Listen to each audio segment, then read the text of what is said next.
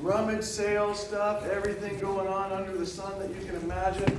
Weather 90 degrees one minute and then it seemed like 50 degrees the next. We got a lot of stuff going on, don't we, this time of year? And we're just coming off a great sermon series. And today is Communion Sunday, Family Sunday. So what that means are all the kiddos get to stay in here with their families today. So I'm always so thankful for that and welcoming. It's always nice to see you all together as a family. And we're glad that we get to do that here at Wayside. We have an exciting month coming up here that's starting in October. October 20th, we're starting our new sermon series. It's an 8-week long sermon series, and you don't want to miss it. But it's going to be called The Doors of the Bible. And that's all I'm going to say about it. Make sure you're here and that you learn all about it. Next week, Pastor Joy will be up here bringing you the Word, and that's next Sunday. And for today, we're going to talk about turning our pain into power. And I want to look at that picture up there. That used to be me up there. That's Diane and I's one of our sons that spends a lot of time in the gym and turning pain into power. And we want to be able to do that. And I'm glad that he's not here today because he would be turning that power into my pain this morning if he knew that he was up there. But I'm so glad that he doesn't know about that. But we're going to turn a couple things around this morning. We're going to turn our mess into our message. We're going to turn our sorrow into our strength. And we're going to turn our trouble into triumph. We're going to turn that pain into power. And today, it could be one of those topics that could be the hardest topic that we ever hear, maybe in a long time. It could be something that's just so tough for us to hear this message about turning our pain into power, because so many times we struggle with it, and we're not quite sure to do with the sorrow. We're not quite sure what to do with the pain. And then for some of us, this could be the message of all messages, the messages that we are waiting to hear, is we really turn this thing around and we right this ship and we use all of this stuff that's been in our life, causing us some turmoil. And we can turn it around as we move forward today. Because we don't want that pain to be in our life to take us away from God, but we want it to be a powerful influence in our life, to be able to move closer towards God. And we're going to learn some reasons why pain and suffering is in our life and in the world in general. So many times as a pastor, I get asked, Pastor, why is there pain and suffering allowed in this world? And the easy answer is because of sin. The sin that started with the fall of man in the garden with Adam and Eve. But as we do here at Wayside, we're going to dive in and go a little bit deeper. Because I think that is just a surface answer. That is a canned answer, something that we would just say as pastors. But as pastors, we need to go deep. We need to dive into this. God is entrusting us with His Word. And so there's more to it than that. And I hope that you're all here and you're ready to hear that message. And once again, for some, it's going to be a tough message. And I hope that it anoints your ears and blesses your heart, and we can turn this around. And for some, it's going to be that moment like when the Browns win a game on Sunday and everybody is going, well, the Steelers aren't looking too good this year, but it's going to be good. We're going to take it to that next level. Thanks, Betty, for that. I appreciate that. One of the things I want you all to take away from today is that sometimes this pain is caused by us. We do it ourselves. We make some bad choices. We do some things that we shouldn't have done. And the pain that's in our life, we bring it on ourselves. And that's a toughie sometimes. That's a hard one to deal with. Because I don't think any of us in here have intent to hurt ourselves and hopefully don't want to hurt others. But we bring this pain and the suffering on ourselves. And then the second part of this is sometimes it's out of our control. We haven't done anything wrong. Sometimes something just happens to us and then we're dealt those cards and we have to try to figure it out. We have to try to understand. And one of the things I want you to know is that either one of those scenarios God is in control. God is in control, and his promises is that he's never going to leave us, no matter what the situation is. No matter if we brought it on ourselves or if it's something that has just come out of the blue. His promise is that he's going to be there with us. But it comes to us as to what are we going to do? What are we going to do to try to help the situation? Many of us in this room have been through so much. We've been through a lot. Diane and I included. Some of those things from talking to all of you that we are dealing with. Some of these hurts, some of these sufferings, some of these trials, some of these storms have been divorce. Think about the hurtful situations that a divorce causes. Not only for you and your ex-spouse, but think about for the children that are left in the wake of all of this. Sometimes spouses don't play nice in the sandbox and they try to use the kids for leverage and do those type of things. And that's a sad reality of the life that we live here in 2019. But divorce is one. How about sickness and health issues? There's been one too many cancer diagnoses here in this church and also around the world. But these things cause us to have trials and turmoils and pain in our life.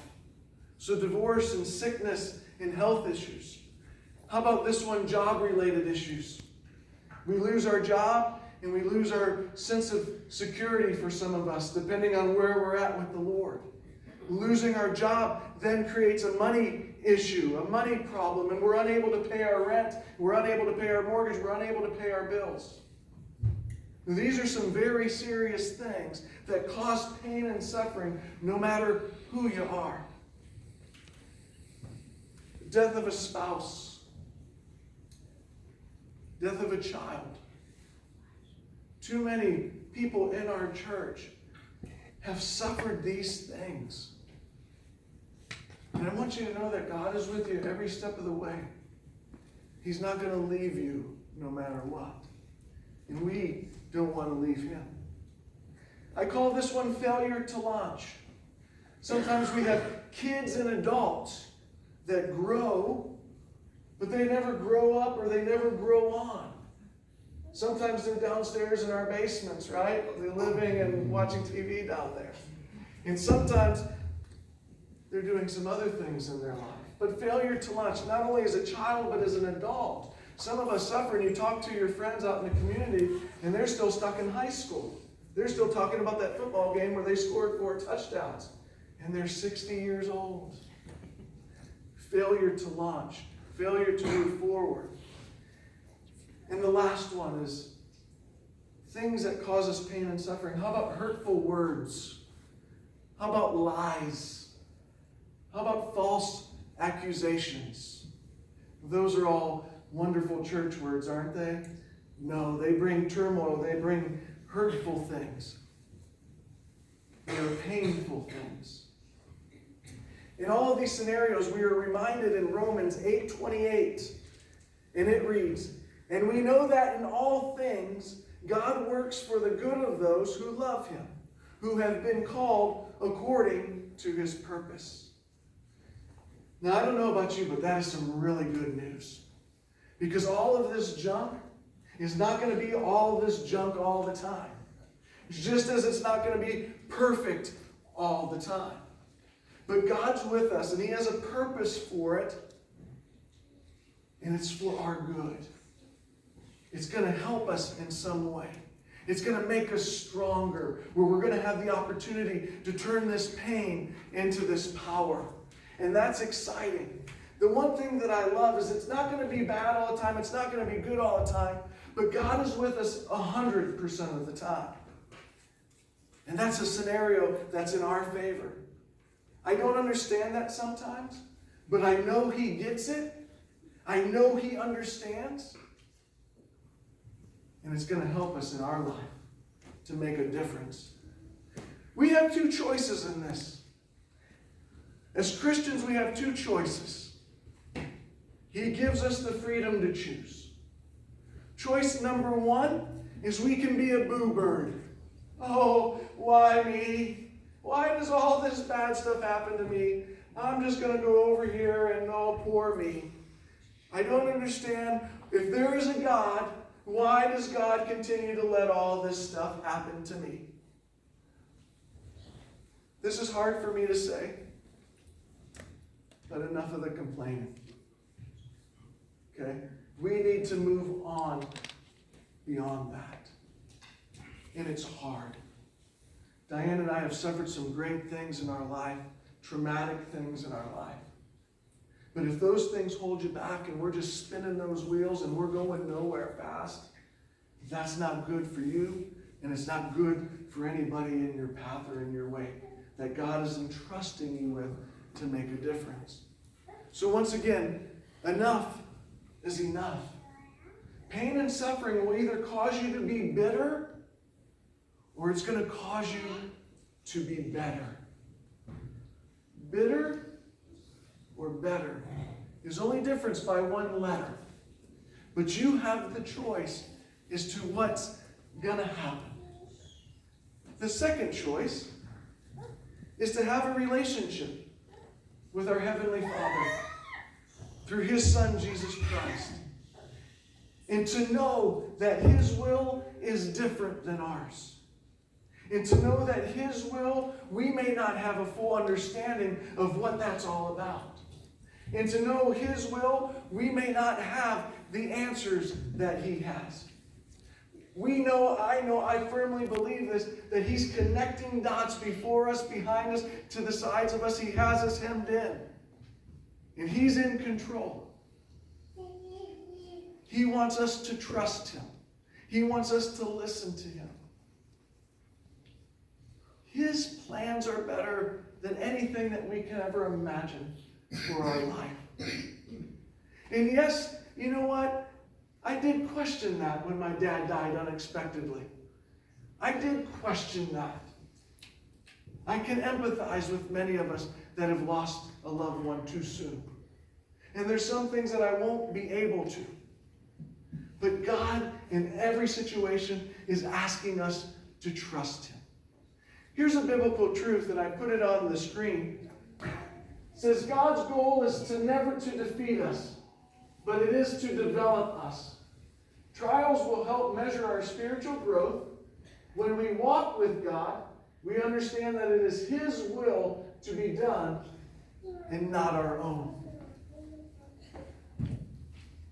There's a few reasons why we have pain and suffering in this world.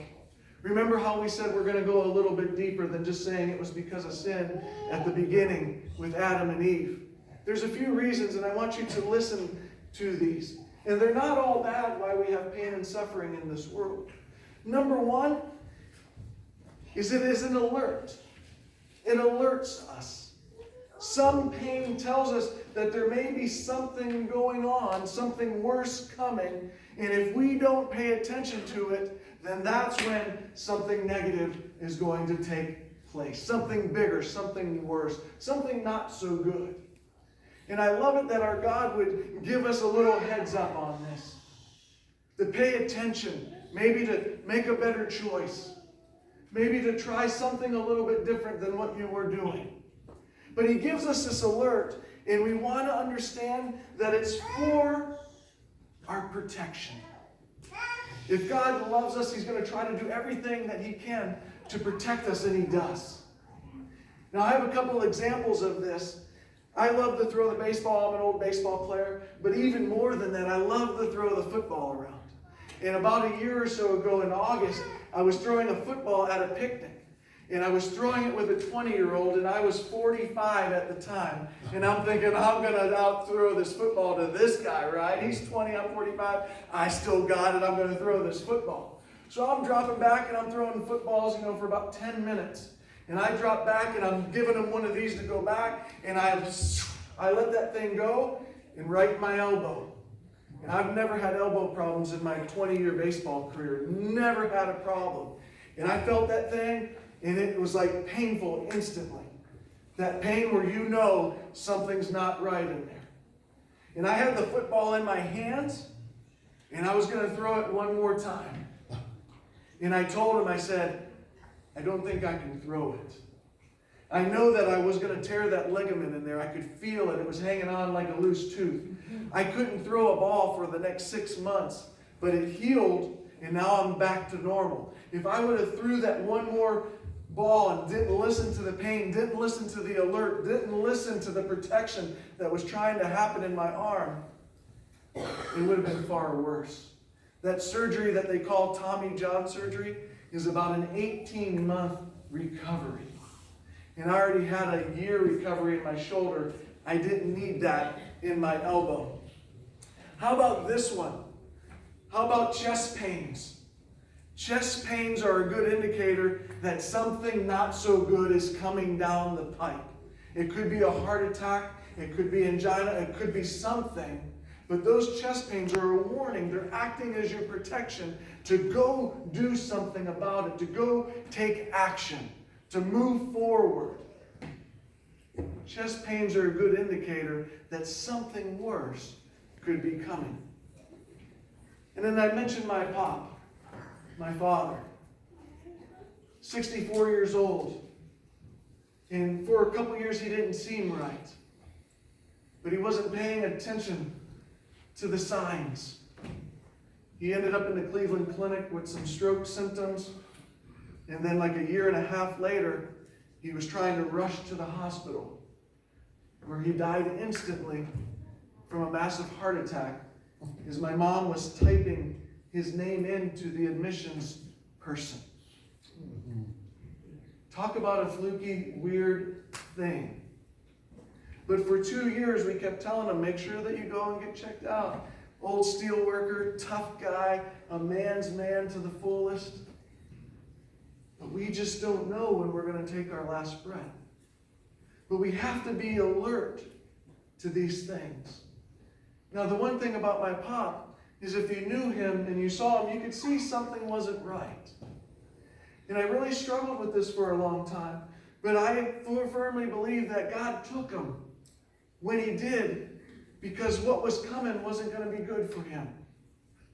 He wouldn't have wanted to live like that. I firmly believe that. This guy was active every day of his life. And if you've ever been through a stroke or a heart attack, sometimes the end result's not so good. And I know he wouldn't have wanted to live like that. And I give God all the credit and all the glory for sparing his life and for taking him and putting him in a better place.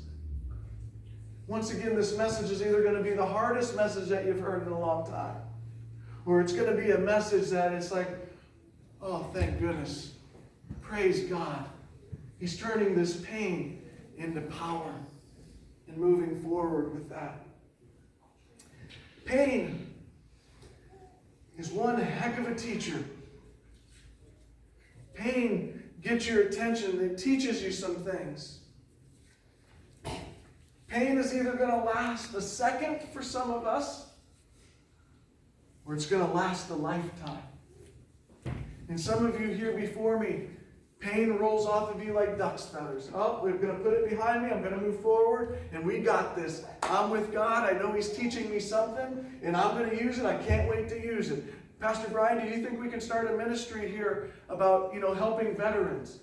That was Rob Santiago not too long ago. Hey, Pastor Brian, do you think we can do this, or do you think we can do that? Turning your pain into power is learning what God is trying to teach you through this pain and suffering. And then creating some things to really change his world, to really change his kingdom. But a lot of times, we go back to our old habits, and we go back to our old addictions, and we go back to our old things. Sometimes we run away from God instead of running towards him. Pain and suffering, God allows it into this world for reasons that we're talking about here today. But if we have that understanding that he's teaching us and guiding us every step of the way, hopefully it makes it a little bit easier, and that we learn from it.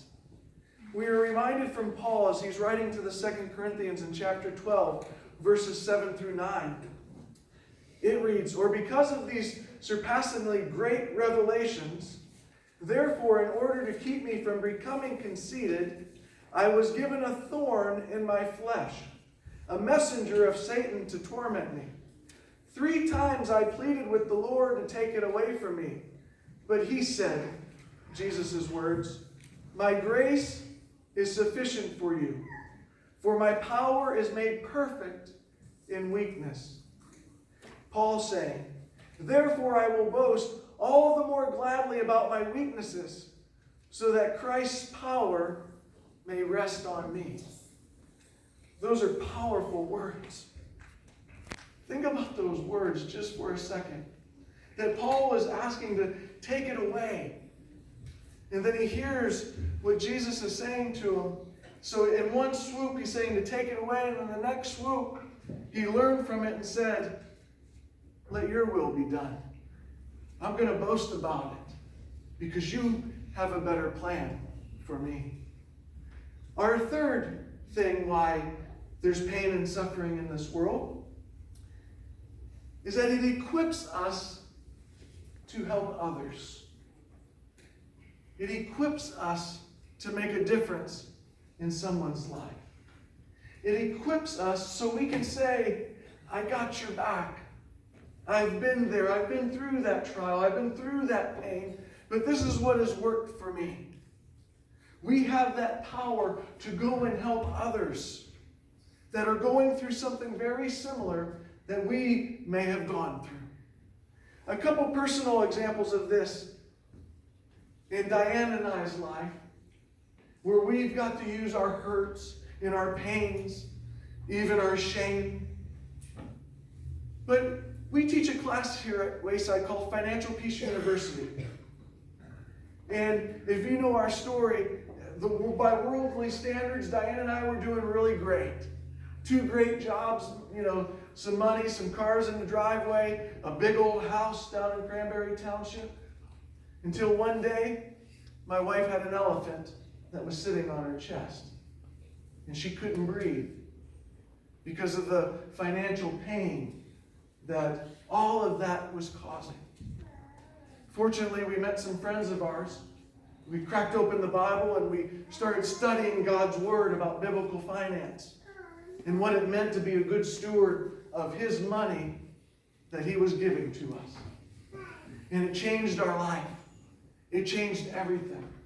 And now we have taught that class for many years. And now we get to see the change happening in others. With that example, we could have kept doing what we were doing. We could have got a ton of credit cards and ran up those bills, took out some personal loans and not pay them back. But that's not what God wants us to do in our pain and in our suffering. We're to go to Him.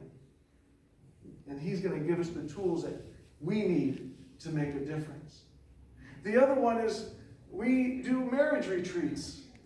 Diane and I, we're so fortunate to be able to do marriage retreats. Now, some of you may be asking, well, that's good, Pastor. That's what you should be doing. And, you're the authority on marriage and all of that stuff. Yeah. Di and I had a lot of hurt and pain, lies, false accusations before we met each other. Because we've been down that road. And then God took that pain and suffering away from our life. And then we met each other. And neither one of us wanted to do that again. And so we prayed, what does this look like? And God says, I want to use your pain and suffering that you went through for all those years. I'm going to bring you two together to make a difference for others that you meet.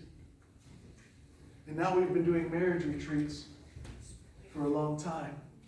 Because we don't want anybody to go through what we've been through.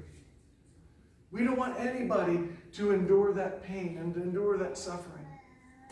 God had entrusted us to make a difference. We put Him first.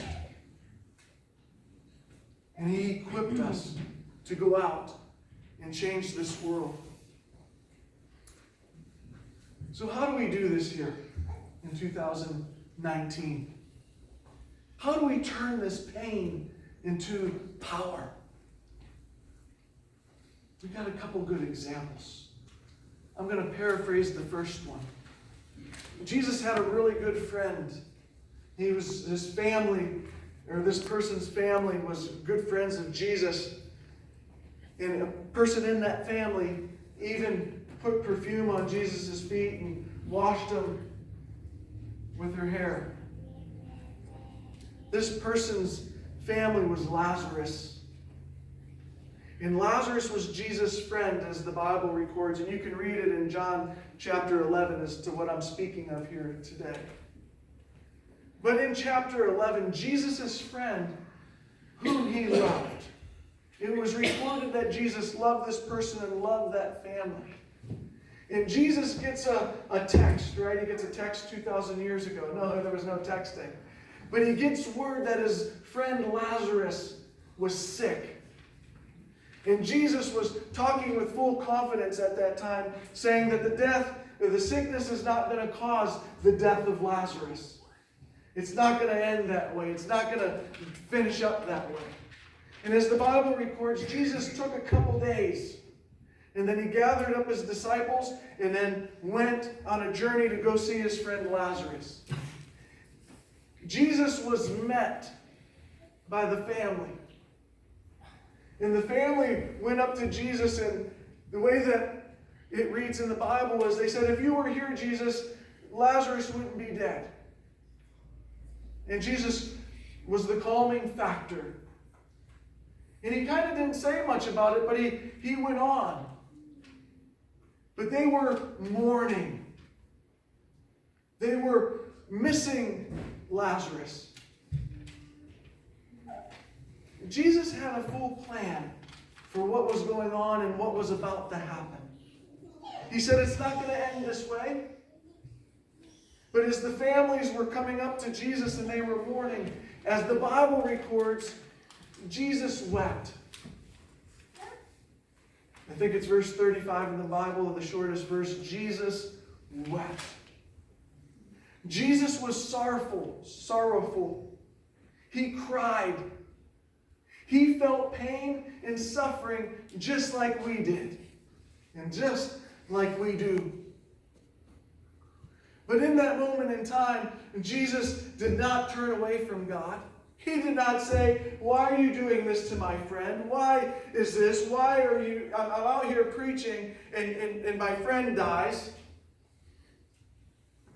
He didn't do that at all. We need to follow what Jesus did in this example.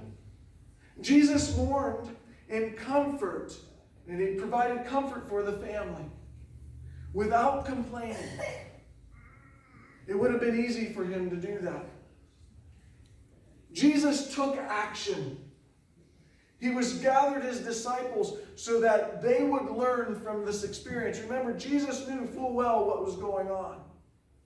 But he took his disciples with him so they could see, to try to bring them closer to him through this pain and suffering that they were going to witness.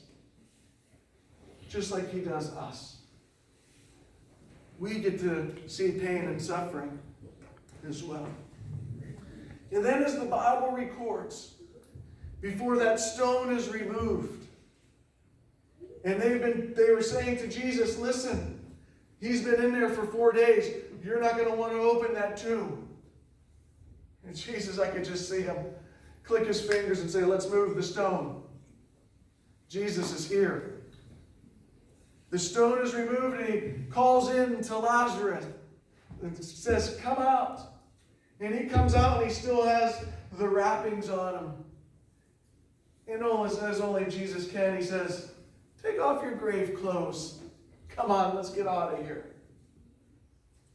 But these things that Jesus did, he prayed.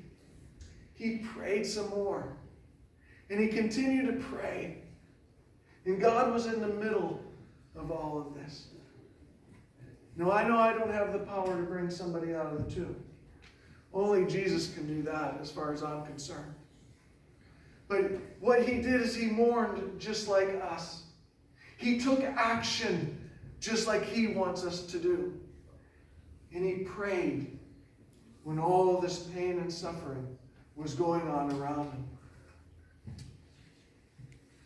There was one other thing that Jesus has done, where he's turned some incredible pain into power.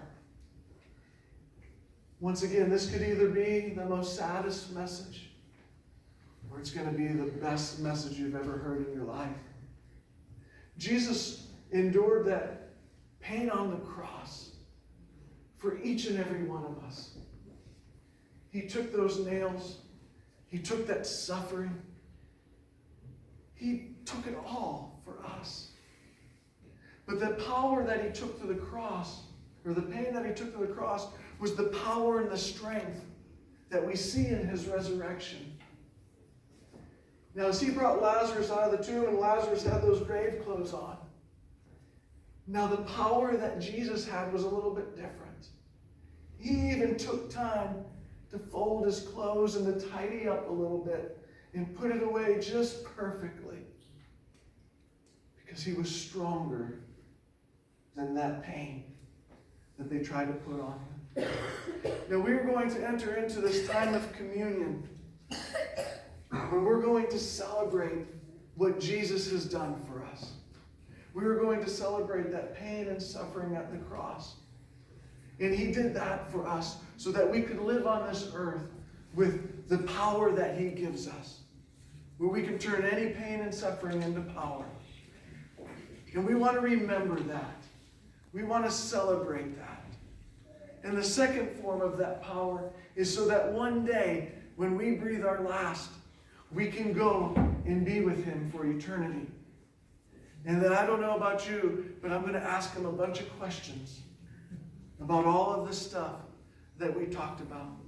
And I know Jesus is going to go deeper than we've gone here today, because we're going to see that plan and understand why he put some of this in our life.